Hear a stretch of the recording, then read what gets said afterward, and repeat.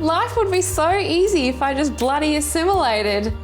Freaking John Howard and Pauline Hanson would be so proud of me. I'd have their photos on my wall and kiss them every night.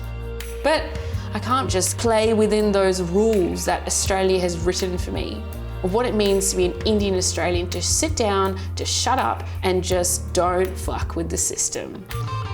I think my duty is to, be smart, to be compassionate, to be loving, but also to, maybe just a bit of shit stirring. My name is Sukhjit Kaur Khalsa. I'm 23 years old and I'm a spoken word artist.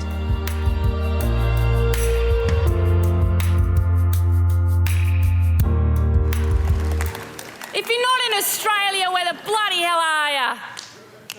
Remember the bingle jingle, inviting the world to mix and mingle, where a fair go was your welcome mat? Unless you're of caramel descent, then ain't nobody got time for that. I think Australia's Got Talent was interesting. I think I was scared of my safety. Am I instigating something that I shouldn't be instigating? Like, is there fear of questioning this? My parents left India to find a better education for their children.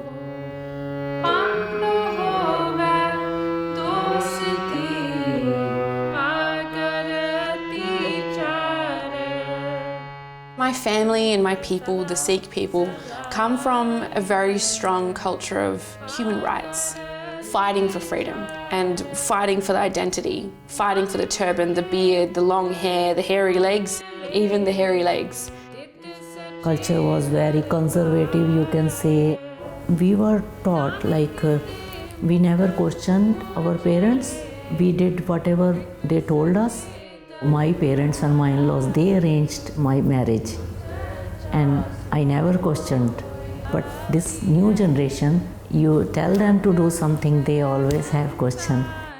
If it doesn't suit them, they won't do it.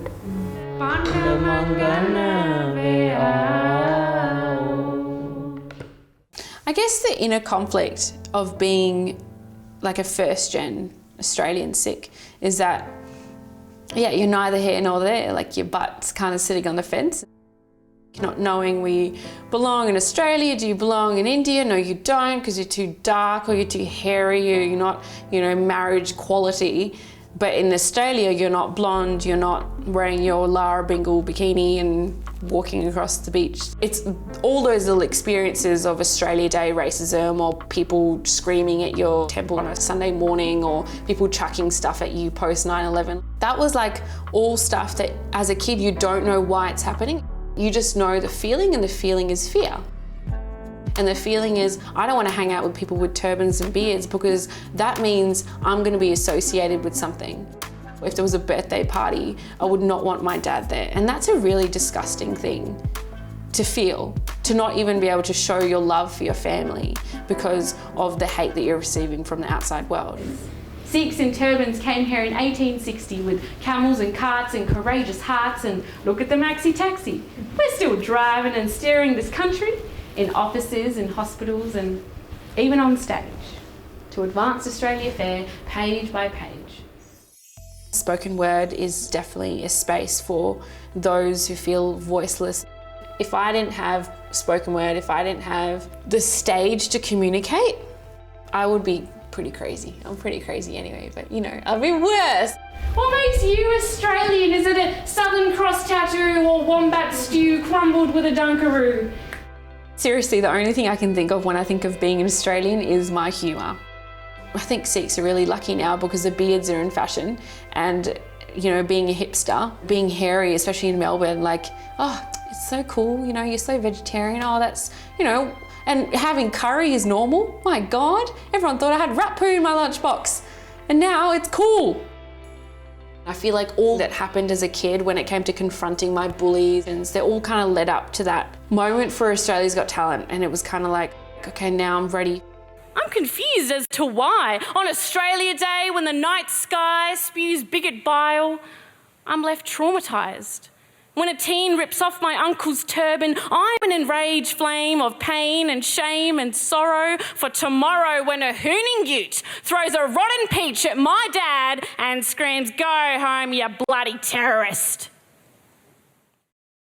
She wanted to show the world that we are different, but we are one. We can we can be together.